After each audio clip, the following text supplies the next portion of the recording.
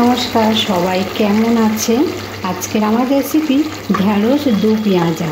প্রথম থেকে শেষ পর্যন্ত রেসিপিটা দেখবে, খুব ভালো লাগবে। আর ভালো লাগলে প্রত্যেকবারের মতন সাবস্ক্রাইব করতে ভুলবেন না। কড়ার মধ্যে সাদা তেল নিয়ে নিলাম। এবার তেলটা খুব ভালো গরম হয়ে আসলে কেটে রাখা ঢ্যাঁড়সগুলো তেলের মধ্যে দিয়ে ভেজে নেব। এখানে আমি ঢ্যাঁড়সগুলো দু টুকরো করে কেটে তেলের মধ্যে দিয়ে দেবো।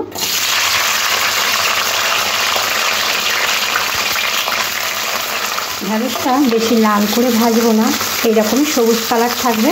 এবারে উঠিয়ে নেব।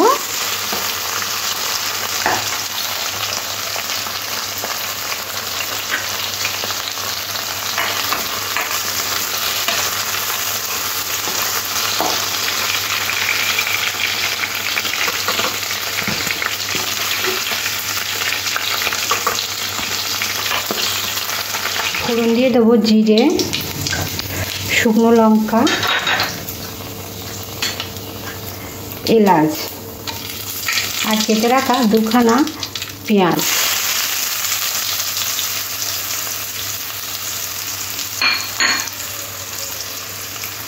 পেঁয়াজটা একটু হালকা করে ভাজতে হবে। পেঁয়াজটা আর বেশি ভাজবো না, পেঁয়াজের মধ্যে একটা হালকা গোল্ডেন কালার এসে গেছে। এরপরে দিয়ে দিতে হবে আদা রসুন বাটা। আদা রসুন বাটাটা কাঁচা গন্ধ যাওয়া অবধি ভাজতে হবে।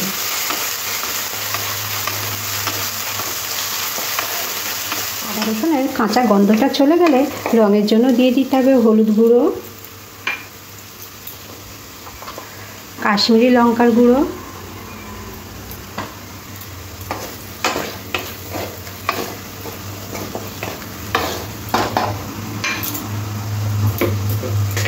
এরপরে দিয়ে দেবো হাফ চামচ ধনের গুঁড়ো, হাফ চামচ জিরের গুঁড়ো। খুব ভালো করে পেঁয়াজের সাথে মিশিয়ে নেব। সেই সাথে সাথে দিয়ে দেবো এখানে কেটে রাখা টমেটো।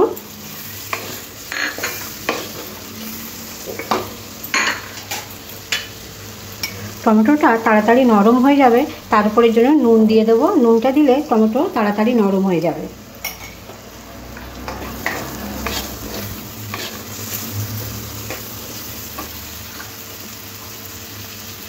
টমেটোটা দেওয়ার পরে একটু জল দিয়ে দেব।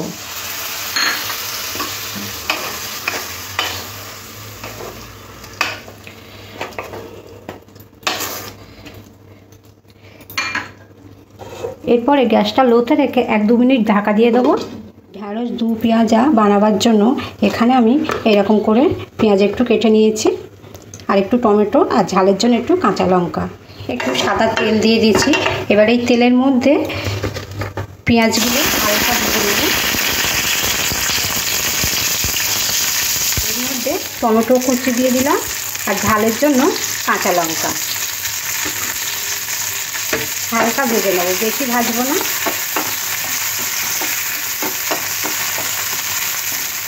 এরপরে গ্যাসটা অফ করে দেব।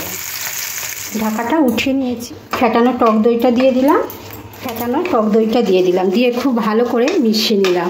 আর দেখুন কি সুন্দর তেল ছেড়ে দিয়েছে, আর টমেটো দিয়ে কাঁচা গন্ধও চলে গেছে। এটা ব্যালেন্স করার জন্য একটু চিনি দিয়ে দিচ্ছি।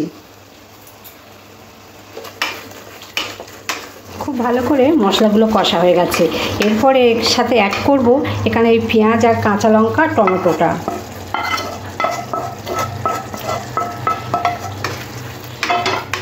এইভাবে খুব ভালো করে মিশিয়ে নেব।